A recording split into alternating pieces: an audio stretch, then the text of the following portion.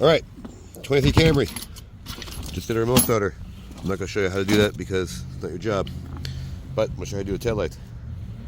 This guy, little trap door. This guy releases the trap door. You see? Go in between here. It's going to pry out. Pry it out. I'm not going to do it with one hand because I already did it over here. 2 10 mils. Already taken out.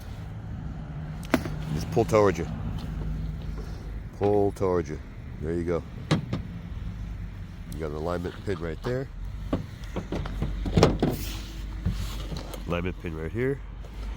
Your alignment clip right here. And there you have it. So let me put this back without breaking it or losing it. All right, let's chop the video up, and this is going to be putting it back. So putting it back was just a lot of alignment.